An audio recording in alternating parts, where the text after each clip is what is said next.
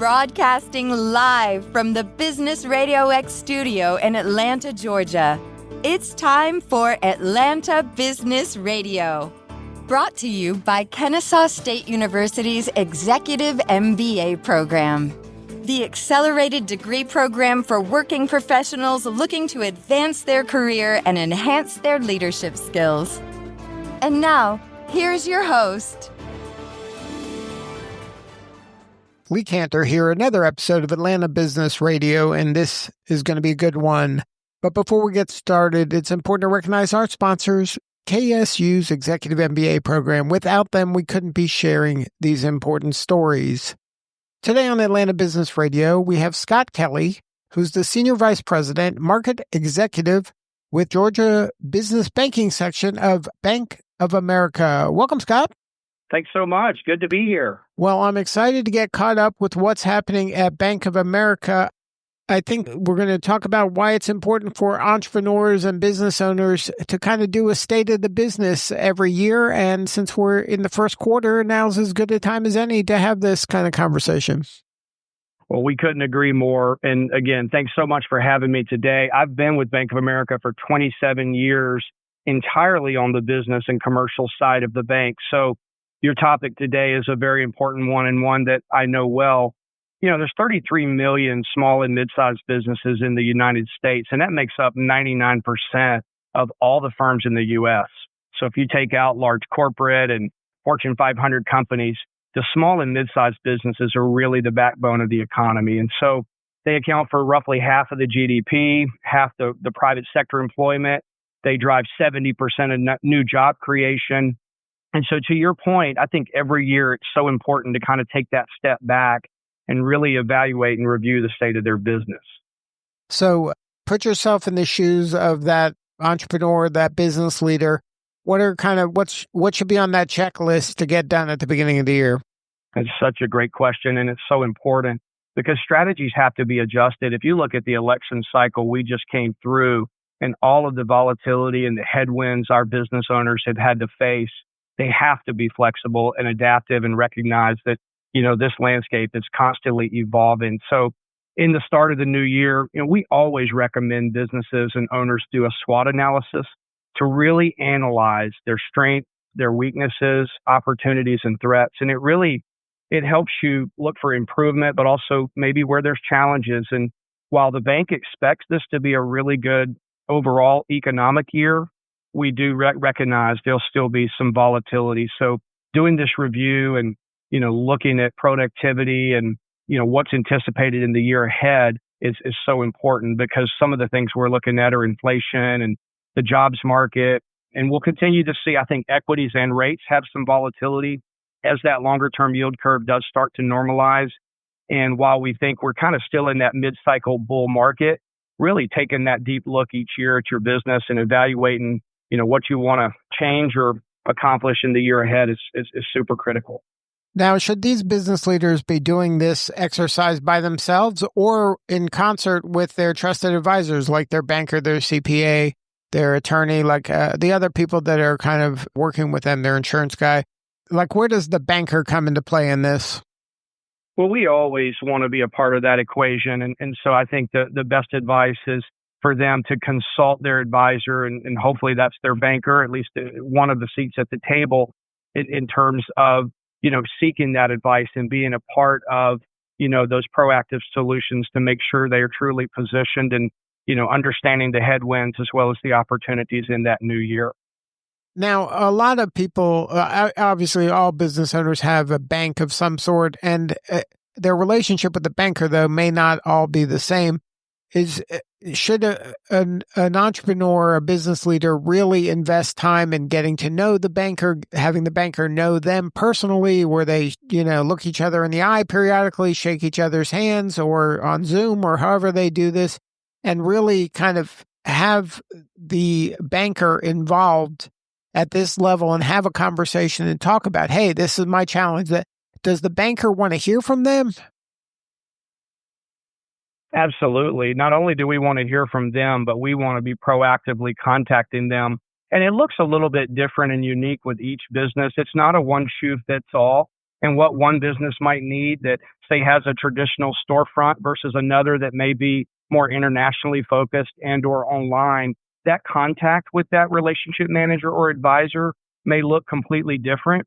But that's one of the great things about Bank of America is we really, we listen to the needs of each customer and create customized solution based on what those are. And if you think about it, I mean, there's a lot of things out there these business owners are dealing with. I mentioned the election cycle earlier, but think about inflation and supply chain. Those weren't just COVID problems and done. We're still seeing lingering effects of that. We've got the new administration, as I mentioned, driving regulatory and policy changes. We have, uncertainty around tariffs and trade. There's still pressure on energy and commodity prices. And look at everything going on geopolitically. And so I would just say relationships are more important than ever. Having that trusted or key advisor and really doing that SWOT analysis and that deep review of the business strategy at the beginning of the year is probably more important than it's ever been. Now, you mentioned that 99% of businesses are small businesses and they're not the Fortune 500 or these kind of unicorn companies. Is there services for that mom and pop, the person who has kind of the store on the square? Is there a place in Bank of America to have kind of a human interaction with a banker to get help? Or is that something only for the 1% that are the big mega companies, the enterprise level organizations? No, that's such an important distinction. Bank of America has a platform for any size business, and recognizing that stat that I shared earlier that 99% of the businesses fall into those small to mid-size. We've invested so much in technology, people, resources, skills, digital and mobile, all of these things to support a business essentially from a startup phase to, established and sophisticated businesses to where they might need M&A services or taking a company public or, these more complex needs that you see in upmarket companies. But not only do we serve all of those companies across the spectrum, we have dedicated professionals within each segment. We have 8 lines of business that we serve at Bank of America. And each of those niches is an area that we, may start in our retail center and then move up into small and, business banking, and then eventually evolve into, some of our corporate and some of those larger companies you mentioned. But we have services to support all of those businesses. Now, how are you seeing AI kind of impact your business as well as kind of your clients' businesses? It's what everybody's talking about nowadays. Well, technology is almost a part of every conversation, and it's truly impossible to avoid in today's business era. So we just say businesses have to continue to evolve. They need the tools and resources that come with technology and AI, and that's why Bank of America is so heavily invested in mobile and digital. And we want to help our clients do business wherever they operate on the move worldwide. But we also recognized with technology comes other risks, and our largest responsibility is information protection. So we have to help our clients with technology and AI. We have to give them mobile and digital access, but we've got to do it safely and securely. And there's a lot of really, good bad guys out there that are very complex and good at what they do. So we have to, constantly evolve and build out increased protection for our clients. But 71% of small business owners say they have digitally optimized their business over the last year. I mean, that's a huge number. And while technology can help with a variety of challenges, it does, as I mentioned, present some risks. So you have to kind of manage both sides of the platform. But AI and automation can assist with things like screening, interviews, new candidates that businesses are looking to hire. It can help with project management, team collaboration, workflow, and managing customers. So we give a lot of help with that through digital and mobile devices. And, many of our clients now do business, as I mentioned, internationally. We do business in over 200 countries now and support over 150 currencies. And we couldn't do that without the part of technology. Now, when a business leader is having a conversation with somebody on your team, is this conversation primarily about capital sourcing? Is it about finance, or can it kind of expand into just kind of general business advice? Yeah, it may start with, typically there's one topic or one catalyst that kind of leads into initial conversations. And at Bank of America, we deliver as a team. So you might have that banker at the forefront, but they're surrounded by experts across the bank, from treasury solutions to, cash management to lending needs. So capital and treasury are two areas we focus heavily on. But to your point, it might evolve into broader advice or broader discussions around, how do I find and recruit the best talent? How do I, grow in an increasingly international business marketplace? So we do have a variety of services, but we don't do that with only one person or one teammate.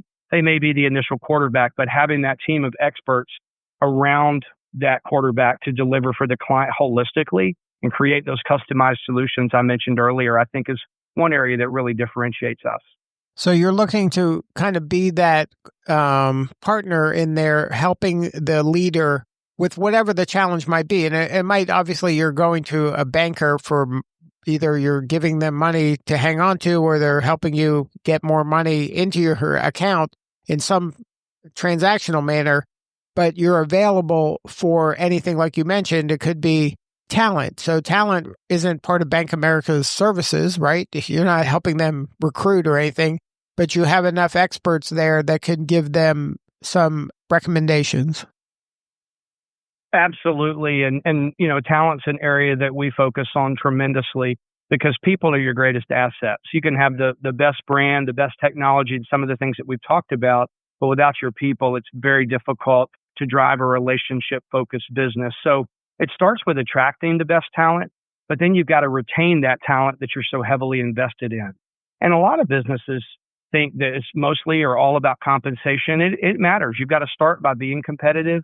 But once you retain that talent or recruit it to retain it, you have to be more differentiated.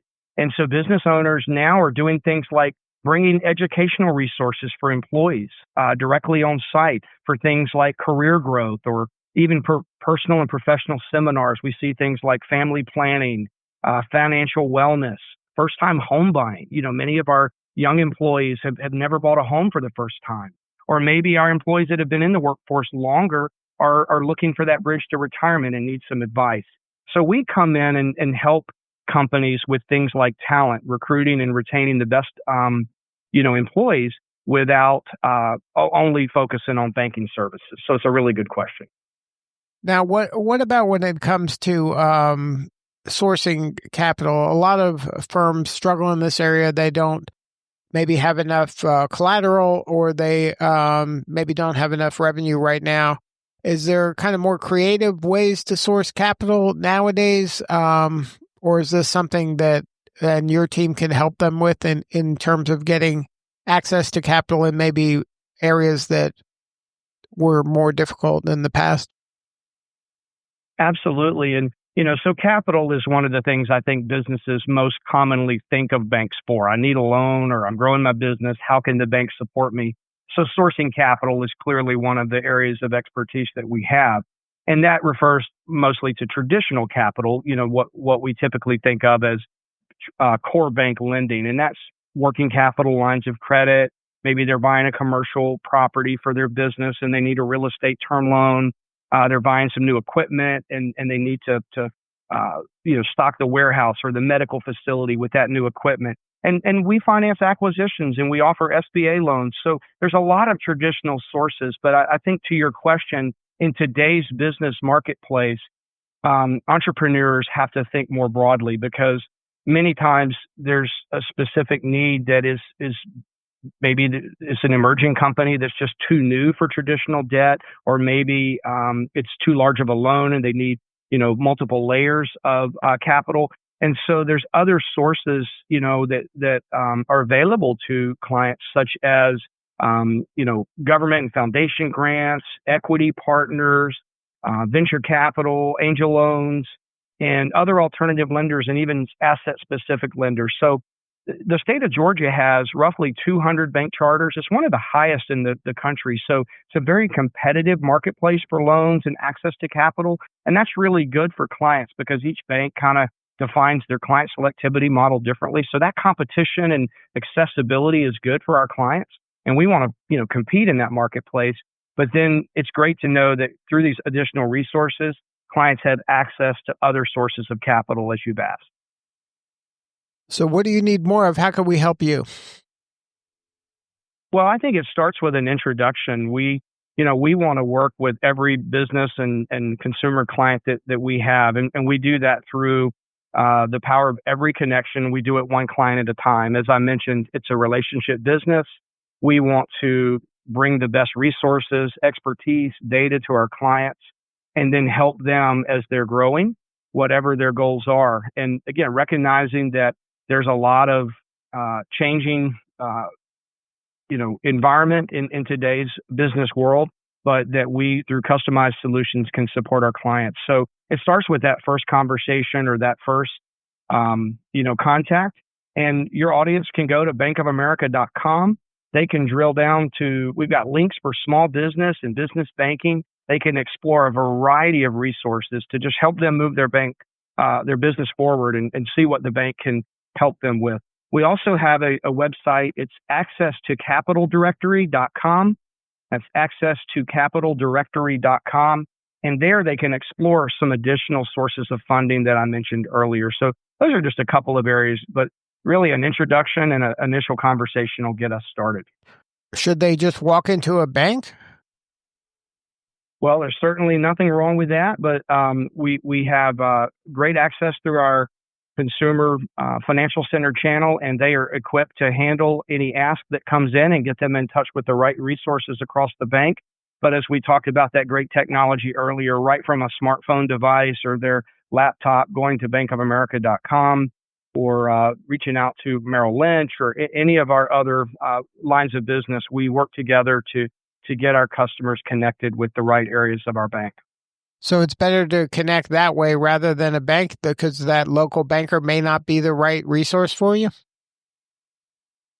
Well, I think every way, regardless of how that connection starts, our teammates are trained to help, do that initial screening to make sure we ask the right questions to get them in touch with the area of the bank that can best help them. Again, a mortgage need is going to be something very different than, hey, I'm looking to, sell my business. So we're going to really triage that and help get them, regardless of how they come into the bank.